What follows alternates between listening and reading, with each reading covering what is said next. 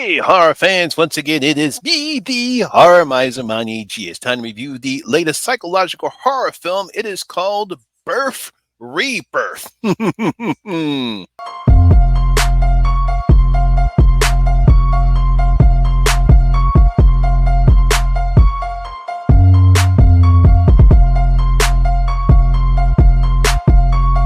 fuck with them hoes.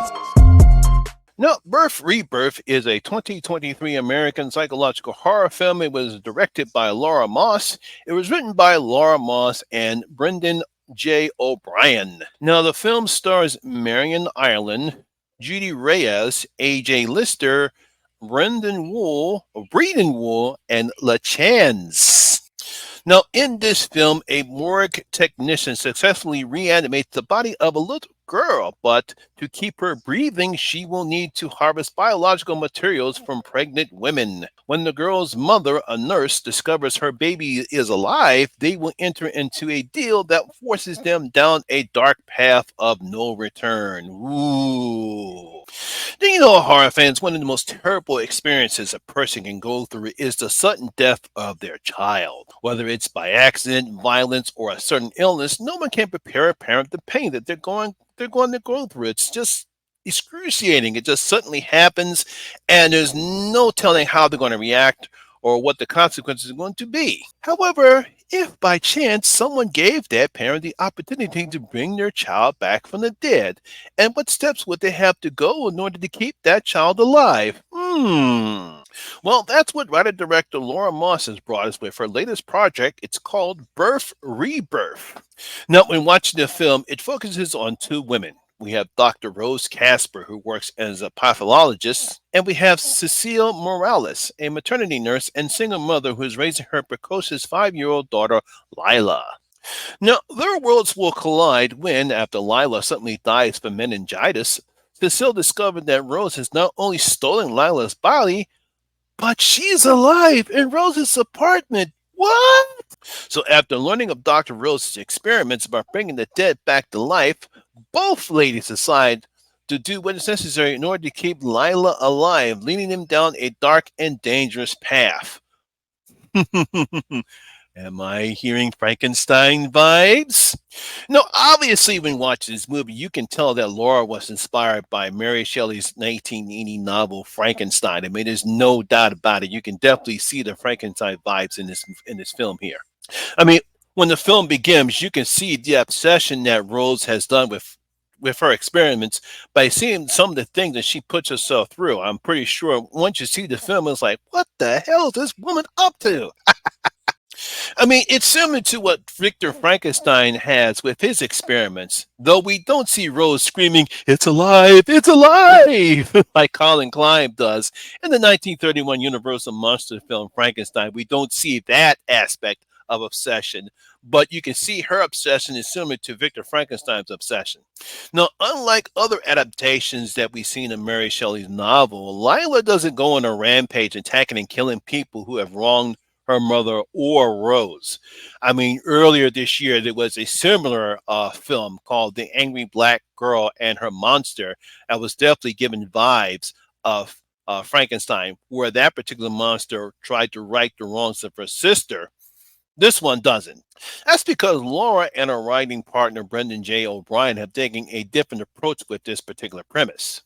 Now, they focus the story more on Rose and Cecile, and the lengths that they'll go to in order to keep Lila alive. So that's really particular a way to approach this particular subject. Totally different, and I got to give Laura credit for trying to do something different with a familiar premise that we've seen before. Now, it's interesting the way they show the women and how they start to bond, despite the different personalities that they have. You know, while Rose, she's very distant, she lacks empathy, she has no friends, she's very focused on her work, and that's basically it. We get to see her interacting when she's in the pathology lab, and we see how really direct and how well focused Rose is. In deep contrast, Cecile is very friendly. She talks to her patients. She concerns with their patients. There is one interaction that she has because just like this one patient of hers her husband had problems trying to get pregnant. She had the same thing before she got pregnant and had Lila. So she is very empathetic. And of course, she simply loves her daughter Lila. So, despite these different contracts and personalities, they bond. I mean, their relationship is almost a direct contrast to the relationship that Victor Frankenstein has with his assistant Fritz, or Igor, as some other people will do it in other aspects of Mary Shelley's novel. But Cecile doesn't call Rose master, and she doesn't look like a hunchback neither. And I also really like about this film is that Lila doesn't use jump scares or traditional horror aspects or as cliches to tell her story. Yeah, there's some body horror in it and there's some gore involved, but it's basically the relationship between Cecile and Rose is what drives the film. I mean, obviously, the message shows us how grief and love can drive a decent person like Cecile to do some of the things that an average person probably wouldn't do.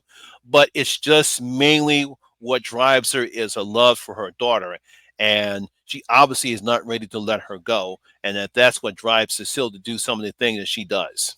Now, veteran actors Marion Island and Judy Reyes, I think mainly from Scrubs, if I'm not mistaken, are outstanding in their roles here, and they have great chemistry together, putting their strengths and knowledge together. Even though they come from two different worlds, they have different types of intelligence. They're both strong, very independent women, but you can see their how they put together their strengths and their combined knowledge in the field of medicine, and they work pretty well together.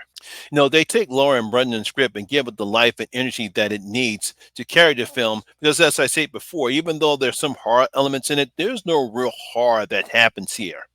Like I said, there is some body horror that takes place, and we do get some blood and some gore that happens. I would say sometimes in the beginning of the film, but it's probably not enough to satisfy gorehounds. There are some interesting things that take place towards the end of the film, which I really didn't see coming, but I'll have to get credit for doing something that I wasn't expecting. I'm pretty sure if you've seen the film, you probably know what I'm talking about, but I'm not going to spoil it here. You're going to have to take a look at the film. You got to be paying attention to when that happens. Now, not every horror fan is going to enjoy this one because this is a different take on the Frankenstein premise, and I really have to give credit what Laura has done here. She's taken a typical premise and then give it a little different twist. That's because we have excellent acting from the lead actresses here. Like I said, Marion and Judy are very good together. We have an interesting storyline that involves grief, love, and the lengths that we've seen people go through in order to prove a point or to save their loved ones. So we have Rose trying to prove a point because she believes in her experiments, and we have Cecile because she wants to keep her daughter alive. She's not ready to let Lila go. So I'm going to give Birth and Rebirth 3 out of my 5 bloody gold coins. It was a pretty good, decent horror film. Like I said, it's not going to be for everybody. Not a lot of horror elements or horror aspects happens in this particular film. It's more of a psychological horror film than a typical horror film. But I did enjoy the film, and I recommend you guys seeing it. So there you have it. That is my video and review of Birth and Rebirth. I hope you guys did enjoy it. If you did, please give me a thumbs up, like, and share because it does help out with that YouTube algorithm. Have you seen Birth, Rebirth? If you have, please leave your comments in the comment section below and tell me what you thought about the film. Also, if you're new here, please hit that subscribe button, ring that notification bell. That way, we notify anytime when I put a new video such as this one. Once again, my name is Lamont Smith, better known as the Horror Miser Monty G, and always remember that horror rules. And I see you in my next video. That guys stay safe out there.